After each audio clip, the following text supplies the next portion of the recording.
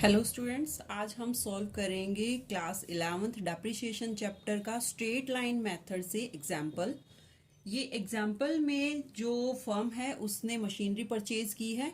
मैंने machinery account का format बनाया है। मशीनरी अकाउंट नाम से फॉर्मेट, ये डेबिट साइड और ये क्रेडिट साइड।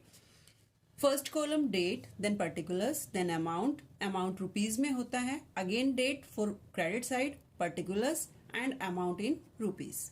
तो अब क्वेश्चन देखिए। On 1st April 2007, a limited company purchased a machine for rupees 1,90,000 and spent rupees 10,000 on its installation. At the date of purchase, it was estimated the scrap value of the machine would be rupees 50,000 and at the end of the 6th year. Give machine account and depreciation account in the books of the company for 4 years after providing depreciation by fixed installment method. The books are closed on 31st March every year. तो students, हमने एक asset, company ने एक asset purchase की है जिसकी cost है 1,90,000। ये एसेट 1st April 2007 को परचेज की है। It was estimated that the full scrap value of the machine would be 50,000। कि जो मशीन है उसकी जो स्क्रैप वैल्यू है वो 50,000 होएगी after 6th year. 6 years complete होने के बाद जो मशीनरी है उसकी स्क्रैप वैल्यू होएगी 50,000। Give machine account and depreciation account. तो इसके लिए हमें मशीन अकाउंट बनाना है और डेप्रिसिएशन अकाउंट बनाना है। तो देखिए, सबसे पहले हम कैलकुलेट करेंगे कि हम मशीन अकाउंट डेप्रिसिएशन की कैलकुलेशन कैसे करेंगे। फर्स्ट ऑफ ऑल, हमने 1st April 2007 को एसेट परचेज की है और एसेट परचेज करते हैं तो हम क्या एंट्री करते हैं, जो भी स्पेसिफिक एसेट होती है, मतलब मशीनरी है तो machinery account debit to bank. यहाँ पर उसने नहीं बताया हमें कि हमें किससे खरीदी है, क्रेडिट पर है या कैसे है, तो हम उसे कैश पर मानते हैं। तो हम मशीनरी अकाउंट में करते हैं, हमने लेजर पहले कर ली है, to bank account. Machinery account debit to bank account. अब ये देखिए अमाउंट कितनी है, 1,90,000 एंड 10,000। जब भी हम कोई एसेट खरीदते हैं तो जो उसकी कॉस्ट होती है और उस मशीन को, उस एसेट को रनिंग कंडीशन तक लाने में जितने भी एक्सपेंस हमें करने पड़ते हैं, उसको इंस्टॉल कराने में जितने भी एक्सपेंस हमें करने पड़े मशीनरी को, वो उसकी कॉस्ट में ही इंक्लूड होते हैं। तो हम यहाँ पर कहेंगे कि मशीन जो है हमारी 1,90,000 की नहीं, 2 लाख की है, बिकॉज जो 10,000 उसके इंस्टॉलेशन पर लगे हैं वो भी हमने पेमेंट की है। तो मशीन को रनिंग कंडीशन में लाने के लिए हमें 2 लाख रुपीज उस पर जो है खर्च करने पड़े। अब हमारा मेन क्वेश्चन है कि डेप्रिसिएशन की कैलकुलेशन हम कैसे करेंगे। फर्स्ट स्ट्रेट लाइन मेथड से, यहां पर स्ट्रेट लाइन मेथड या फिक्स्ड इंस्टॉलमेंट मेथड, मैंने पहली वीडियो में बताया था कि इसके 4 नाम होते हैं: straight line method, fixed instalment method, original cost method and equal instalment method. तो ये मेथड जो है, इसका फॉर्मूला क्या था, depreciation is equal to cost of asset. यहां पर हमारी एसेट मशीन है तो cost of machine minus scrap value upon estimated life. ये लाइफ जो होती है ये हम एस्टिमेट करते हैं कि ये मशीनरी या ये एसेट कितने टाइम तक हमें बेनिफिट देगी, कितने टाइम तक ये जो है रनिंग कंडीशन में रहेगी, हम इससे कितने टाइम तक काम करा सकते हैं। तो यहाँ पर इस क्वेश्चन में हमारी जो एसेट की कॉस्ट है वो कितनी है, 2 लाख रुपीज। जो हमारी मशीनरी है उसकी कॉस्ट है 2 लाख रुपीज, 2 लाख, और उसकी स्क्रैप वैल्यू हमें गिवन है 50,000 अपॉन उसकी लाइफ दी हुई है कि आफ्टर 6 ईयर ये कितनी रह जाएगी 50,000। स्क्रैप वैल्यू क्या होती है? जब हमारी एसेट को हम यूज़ नहीं कर सकते या हम जब भी किसी एसेट को सेल करते हैं after use of a fix time period, तो भी हमें उसकी कोई ना कोई वैल्यू जरूर मिलती है, वो एकदम से ज़ीरो नहीं हो जाती। तो ये कहता है कि उस एसेट की जो है वो वैल्यू 50,000 है आफ्टर 6 ईयर्स। तो ये 50,000 जो उसकी स्क्रैप है वो तो हमें वापस मिल जाएगी सेल करके। मीन्स हमने कितना यूज़ किया एसेट का, 50,000 माइनस करने के बाद उसकी वैल्यू रहती है 1,50,000। 1,50,000 को हम 6 से डिवाइड करेंगे तो हमारे पास आता है 25,000 rupees.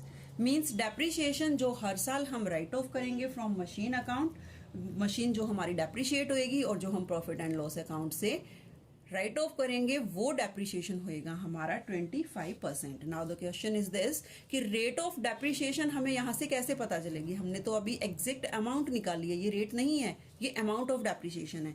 So rate of depreciation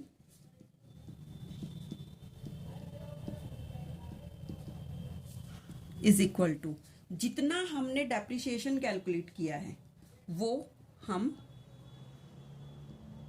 divide करेंगे amount of depreciation divided by the total cost of the asset, या यहाँ पर हमारी एसेट क्या है? Machinery. Total cost of machine multiply by 100। अब डेप्रिशिएशन जो पर ईयर जो फिक्स्ड इंस्टॉलमेंट मेथड से लगना है वो कितना है? 25,000 and the total cost of the asset is 2 lakh multiply by 100। जब हम इसको सॉल्व करते हैं तो ये हमारे पास आता है 25/2% और वी कैन से 12.5%। ये है रेट ऑफ इंटरेस्ट। मीन्स इस रेट से आपने हर साल ₹2 लाख के ऊपर डेप्रिशिएशन लगाना है। जब आप 2 लाख का 12.5% फाइंड आउट करते हो तो आपका 25,000 आता है। तो ऐसे हम कैलकुलेट करते हैं डेप्रिशिएशन। अब हमारा क्वेश्चन है नेक्स्ट, जब हम मशीनरी पर डेप्रिशिएशन लगाएंगे तो eight the end of the year हम क्या एंट्री करते हैं? जो ईयर हमारा स्टार्ट हुआ है 1 अप्रैल 2007 से, ये हमें क्वेश्चन में गिवन है कि जो अकाउंट्स हैं वो हर साल 31 मार्च को क्लोज किए जाते हैं। The books are closed on 31 March every year, ऐसा हमें क्वेश्चन में गिवन है। सो बाय 31 मार्च को जब हम इस साल क्लोज करेंगे, जो शुरू 2007 में हुआ था वो ख़त्म होता है 2008 को। तो जब हम डेप्रिशिएशन लगाते हैं एसेट पर तो हम करते हैं, एसेट वैसे तो हमारी डेबिट होती है बट डेप्रिशिएशन से वो डिक्रीज होती है, तो डिक्रीज होएगी तो क्रेडिट हो जानी है। Depreciation account debit to machinery, तो लेजर की जो पोस्टिंग होती है उसके अकॉर्डिंग बाय डेप्रिशिएशन। डेप्रिशिएशन कितना लगा? 25,000। 2 लाख की थी, 25,000 डेप्रिशिएशन, तो हमारा बैलेंस है balance CD at the same date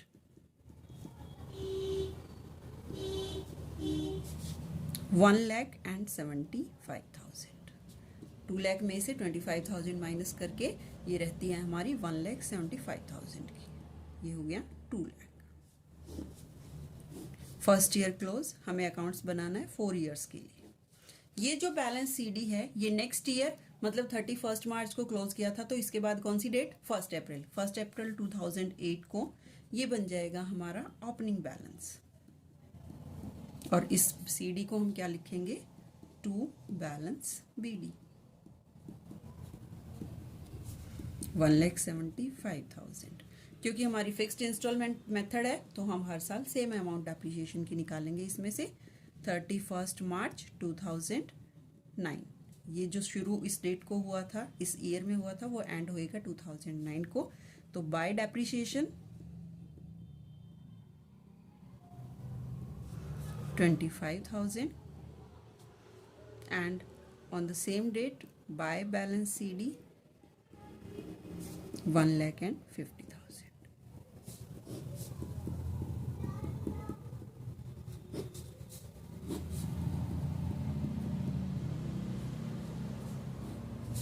ये बैलेंस CD क्या बन जाना है नेक्स्ट ईयर में? To balance BD।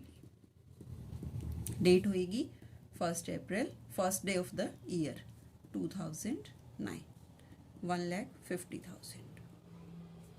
31 मार्च को at the end of the year हम फिर से कैलकुलेट करेंगे, डेप्रिसिएशन फिर से हम इसमें से निकालेंगे और डेप्रिसिएशन हो जाएगा हमारा 25,000। अगेन सेम डेट को हमारा बैलेंस निकाल देंगे क्योंकि ये लास्ट डे है ईयर का, तो बैलेंस CD 1,25,000।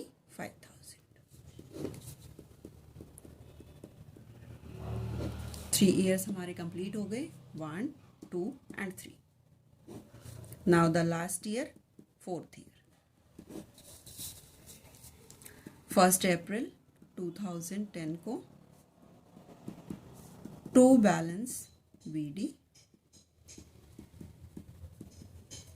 1,25,000 और 31 मार्च को 2011 बाय डेप्रिसिएशन ये किया हमने 25,000 और बाय बैलेंस CD ये आ गया हमारे पास 1 lakh.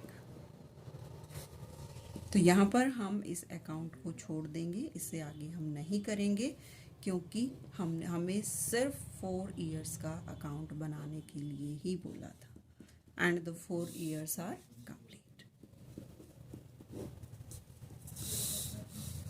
First year, second year, third year and fourth year. After 4 years, the balance of machinery account is 1 lakh.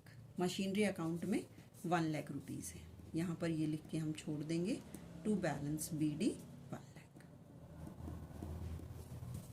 1 April 2011।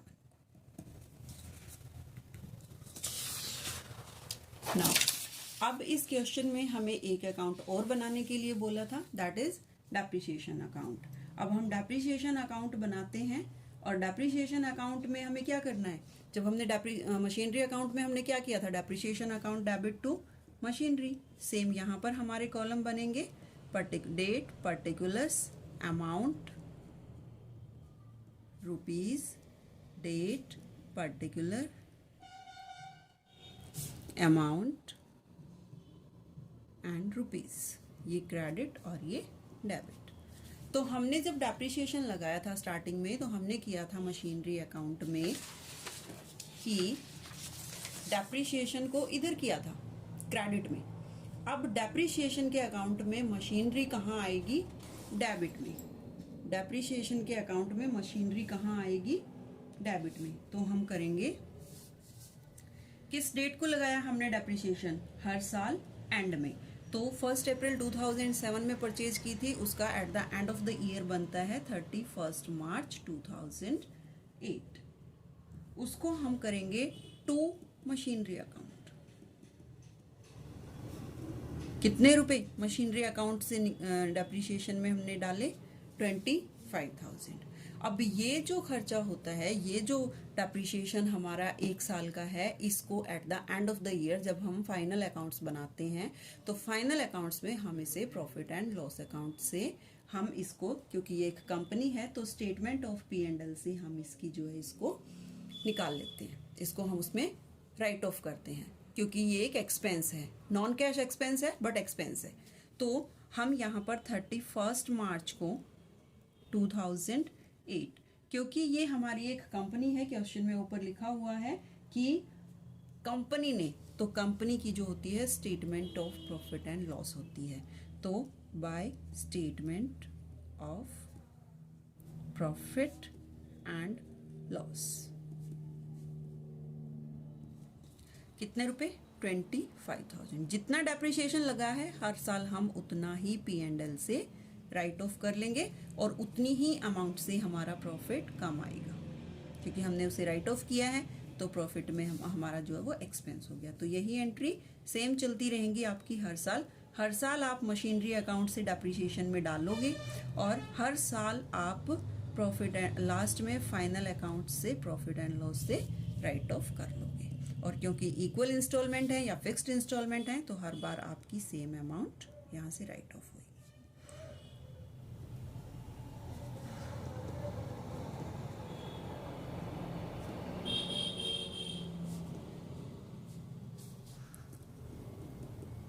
हर साल ये क्लोज हो जाएगा। क्योंकि प्रॉफिट एंड लॉस का बैलेंस जो है हम आगे नहीं लेके जाते। हमने एक बार ये मशीनरी से राइट ऑफ किया, दूसरी बार हमने फाइनल अकाउंट से इसको राइट ऑफ कर लिया, तो डेबिट और credit equal, so there is no balance.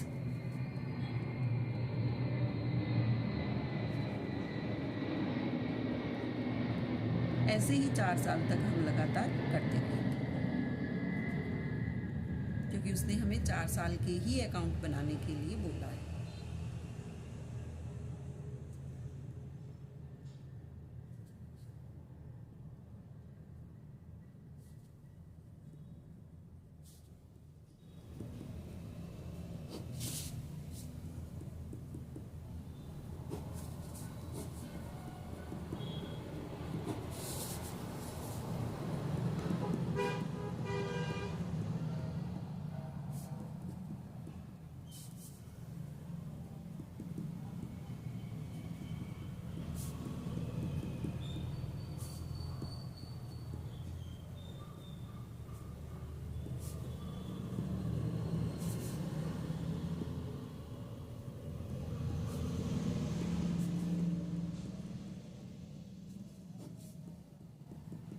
तो ये हो गया हमारा 4 साल का depreciation account, first year, second year, third year and fourth year. हमें 4 ही साल का अकाउंट प्रिपेयर करना था। सो स्टूडेंट, ये था हमारा first practical question from the DK Goyal book. और ये हमारा डेप्रिसिएशन का स्ट्रेट लाइन मेथड या फिक्स्ड इंस्टॉलमेंट मेथड या इक्वल इंस्टॉलमेंट मेथड या ओरिजिनल कॉस्ट मेथड से था। अभी इस क्वेश्चन में उसने मशीनरी ईयर में एक ही बार परचेज की थी, इसलिए एक ही बार हमने ये एंट्री की और हमने डेप्रिसिएशन कैलकुलेट कर लिया। नेक्स्ट वीडियो में मैं आपको बताऊंगी कि अगर वो डिफरेंट टाइम पर ईयर में मशीनरी परचेज करता है तो आपको कैसे डेप्रिसिएशन लगाना है उस पर। Thank you for watching.